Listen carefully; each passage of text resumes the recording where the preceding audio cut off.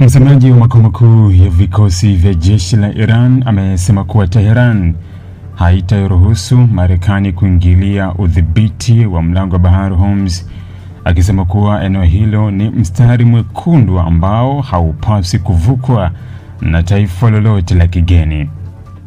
Kauli hiyo imekuja wakati mvutano kati ya Iran na Marekani ukiendelea kuongezeka kufuatia vitisho vipya vya rais wa Marekani Donald Trump dhidi ya miundombinu ya Iran.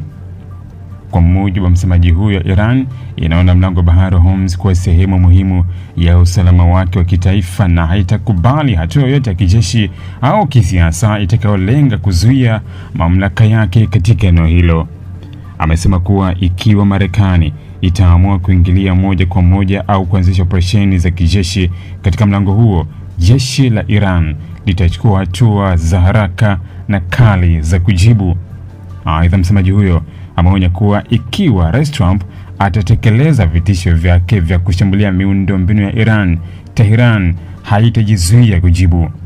Amesema Iran ina uwezo wa kulenga miundombinu muhimu katika maeneo mbalimbali ya Mashariki ya Kati, ikiwemo vituo vya kijeshi, vituo vya nishati, bandari na miundombinu mingine inayohusishwa na maslahi ya Marekani na washirika wake. Kauli hiyo inaashiria kuwa Iran imeongeza kiwango cha tahadhari na iko tayari kupanua wigo wa mashambulizi endapo itashambuliwa. Viongozi wa kijeshi wa Iran wamekuwa wakisema kuwa mashambulizi yoyote dhidi ya ardhi au miundombinu ya nchi hiyo hayatabaki bila majibu, na kwamba hatua za kulipiza kisasi zinaweza kulenga maeneo mbalimbali ya ukanda mzima. Mlango wa bahari wa Hormuz ni moja ya njia muhimu zaidi duniani za usafirishaji wa mafuta na gesi, ambapo sehemu kubwa ya mafuta yanayosafirishwa kwa meli hupitia eneo hilo kila siku. Kwa sababu hiyo, ongezeko lolote la mvutano katika mlango huo linaweza kuathiri usafirishaji wa nishati duniani, kuongeza gharama za mafuta na kuzua wasiwasi mkubwa kuhusu masoko ya kimataifa. Wachambuzi wa masuala ya usalama wanaonya kuwa iwapo Marekani na Iran zitaendelea kubadilishana vitisho vya kijeshi, hatari ya mapigano makubwa katika eneo la Mashariki ya Kati itaongezeka. Hali hiyo inaweza kuhusisha pia mataifa mengine yanayohifadhi vituo vya kijeshi vya Marekani au yanayohusika katika kulinda usafiri wa baharini katika mlango wa bahari wa Hormuz.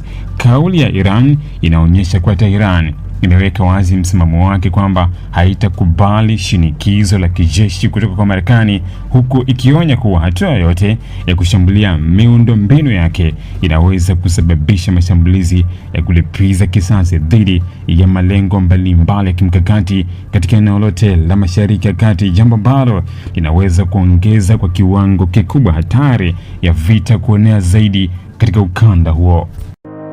Ili kuwa mwanafamilia bora wa Global TV, usisahau kusubscribe, like, kushare na kucomment. Baada ya kusubscribe, bonyeza alama ya kengele ili kupata taarifa kwa kila video inayopanda Global TV Online.